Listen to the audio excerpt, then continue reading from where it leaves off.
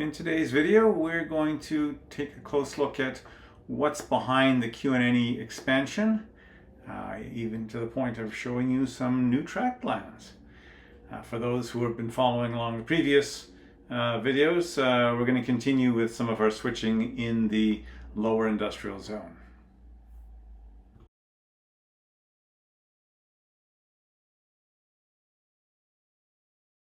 The Quebec and New England is heavily influenced by the central Vermont and Conrail lines that crisscross New England.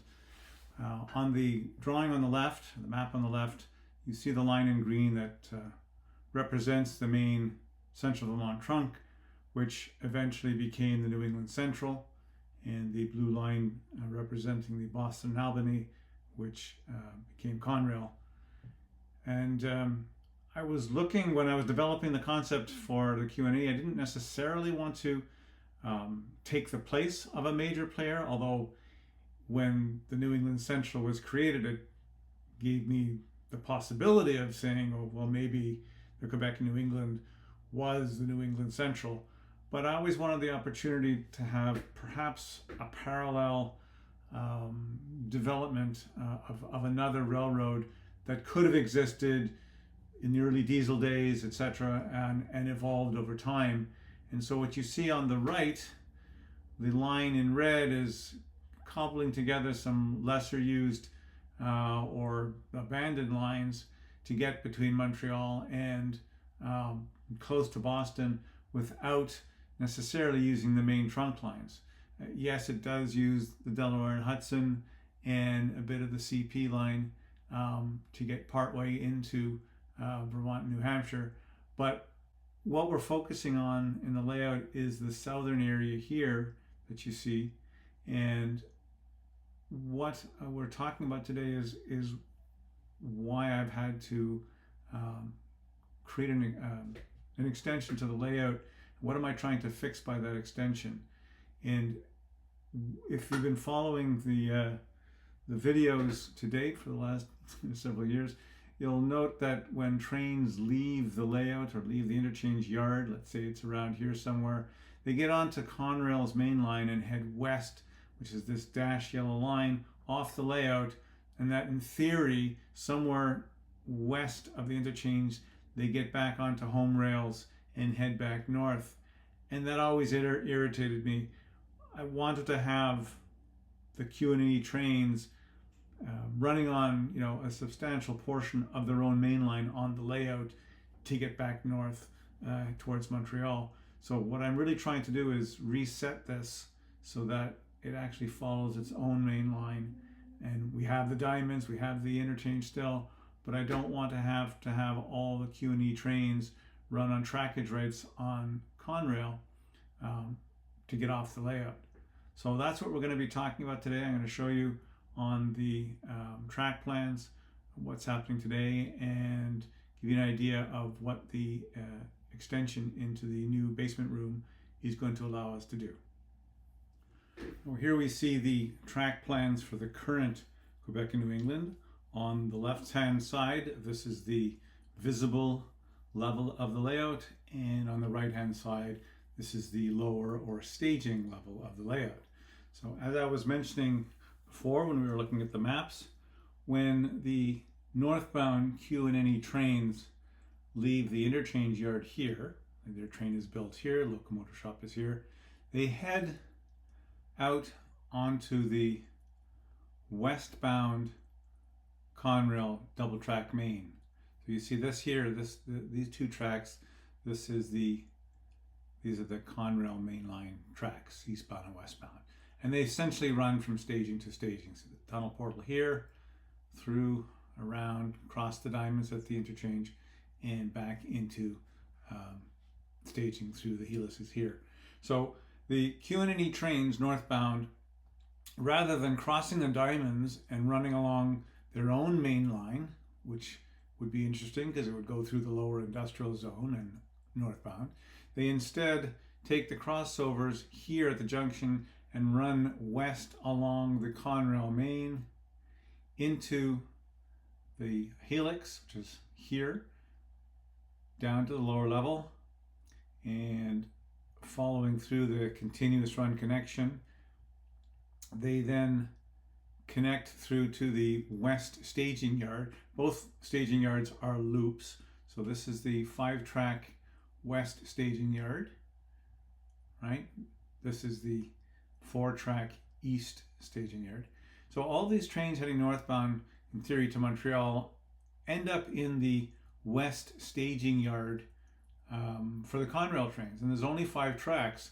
So with 2 tracks allocated to Q&NE trains, there's only 3 tracks available for Conrail trains in west staging. I've always wanted to have more variety on the Conrail trains, but I was stuck in terms of the number of whole train sets that I could stage. Similarly, I wanted more variety in the Q&NE trains, but I've only had so many staging tracks on the layout, 5 west and 4 east. Although they're very long, like they can hold 35-ish cars here and 40 plus in the east, this is all I have. So what I'm trying to accomplish now is twofold. One, have additional staging for both Conrail eastbound, or the west staging, and additional staging for the Q&NE trains. And I'm going to do that by having the new extension to the layout come off the Q&NE main line, which runs down through the lower industrial zone. And you see there's a track here that the lead or tail track for the yard hides between the paper plant and the refrigerated warehouse here. So it's got a convenient view block, and the idea is to come through the wall here and into the next room, where I can effectively add staging tracks, and sitting on top of that, some new town or industrial switching zone, which we'll talk about next. Okay, so this is a view of the new staging level in the new extension of the Q&NE in the adjacent room. It does not show the complete connection because that's at a level above this. I'm going to first finish the discussion on staging, and we'll leave the discussion on what's going to be visible to the operators and what additional switching opportunities there will be to a subsequent video. But what we see here is roughly a 7-foot by 13-foot area in the adjacent basement room. We're limited by the top left here. This is where the electrical door panels open up, so that's kind of a limiting factor there. I've squeezed a little beyond there after the doors are open, so just to really maximize the space. Beyond here, I've tried to create a minimum aisle width of 3 feet to any obstruction. So that's kind of how this space was determined. This is the opening that's currently in the wall, and then this little notch here indicates the width of the current Q&NE. So it's going to come through the wall at an upper level, somewhere around here. It will go around in, well, first of all, this green section here is kind of like a view block or backdrop. So this whole area will be open for access. Obviously, when you're building something that's 7 feet wide and 13 feet long, you need to have access. So I needed to make sure I had access, especially with another Helix going on here. So this is all open in the back. This green line represents kind of a backdrop. The main line will come through the wall. It will traverse through the edge of the space here and pop through the backdrop, and there'll be a visible section of the layout in this area here. So quite a bit of space here to develop some kind of activity, and as I said, we'll talk about that in a subsequent video. But what it does, the main line will come around, and then at some point here you see it'll pop into a tunnel portal because it has to get down to the next level down into staging.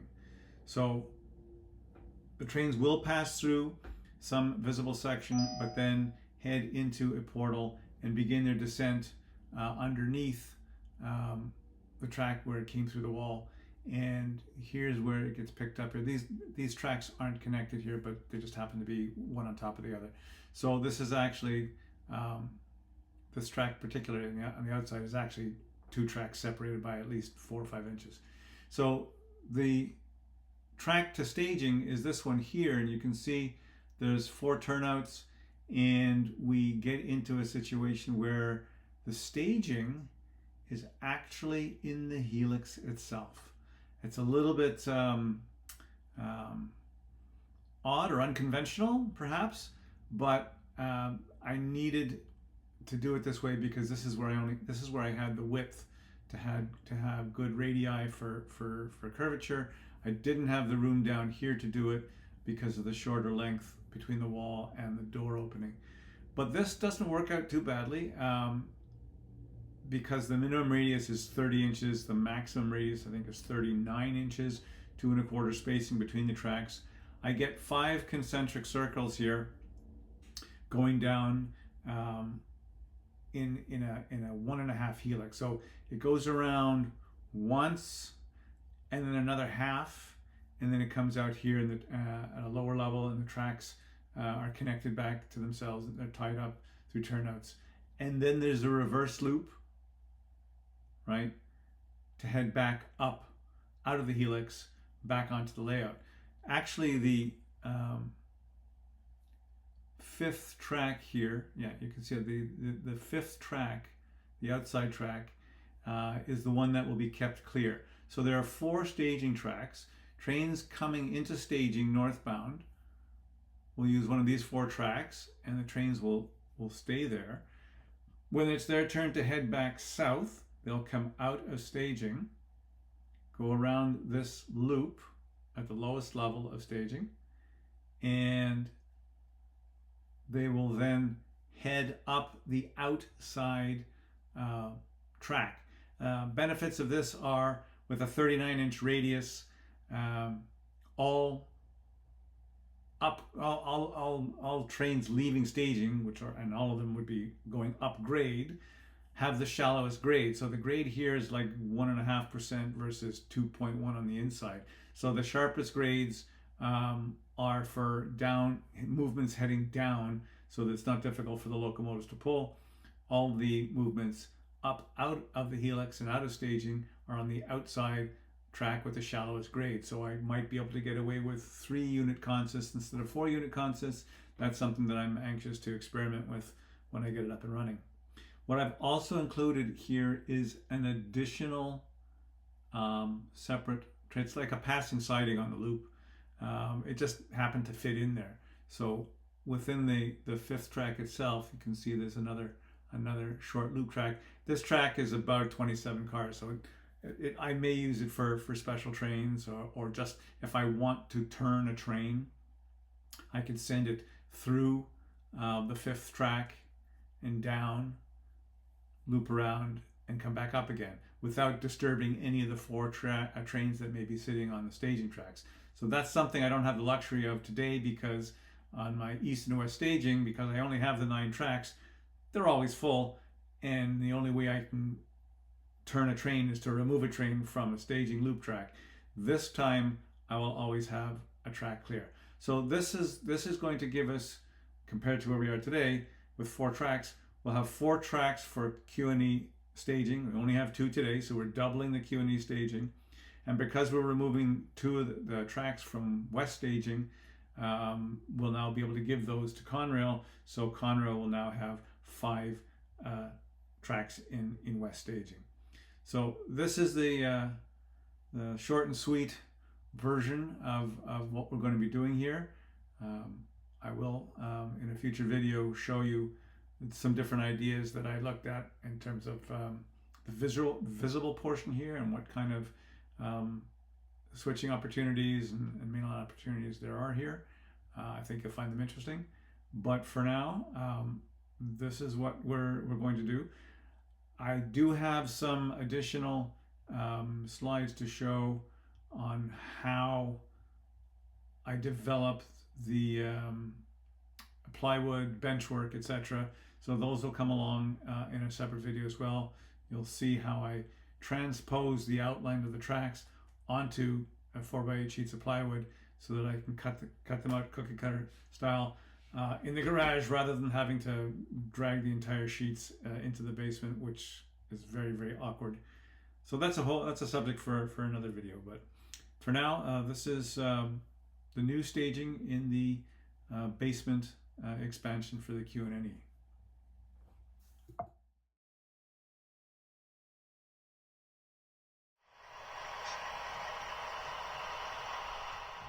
Today's switch list for the paper plant calls for all cars on track FD, that's the first track closest to the building, to be pulled.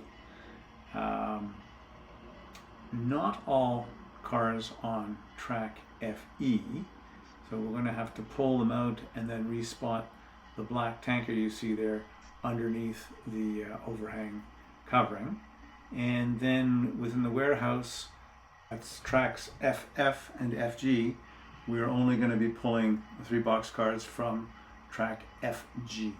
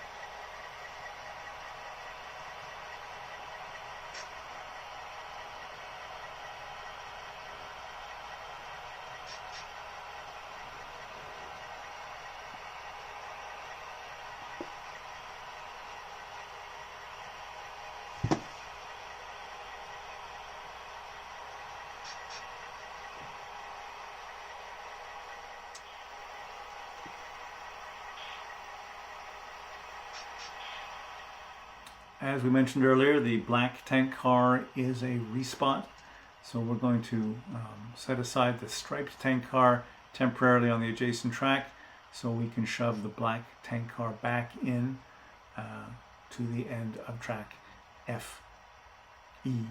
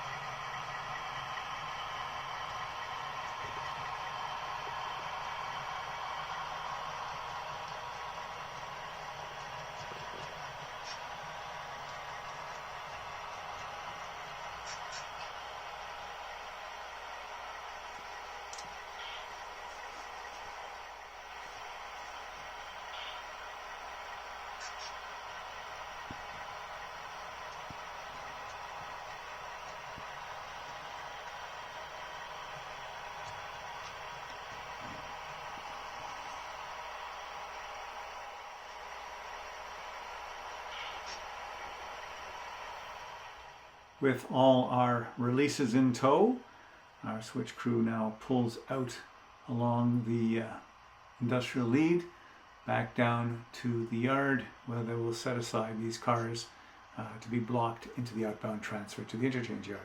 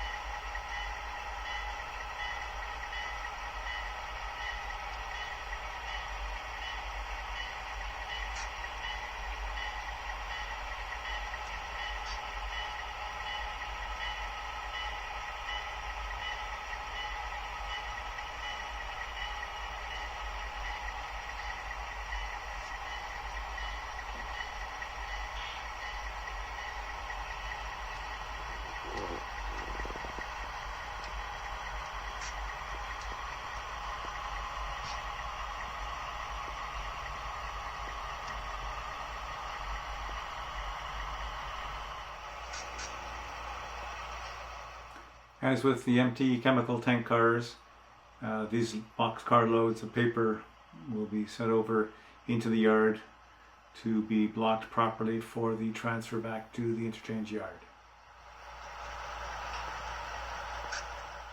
Tune into our next video as the switching continues in Zone G.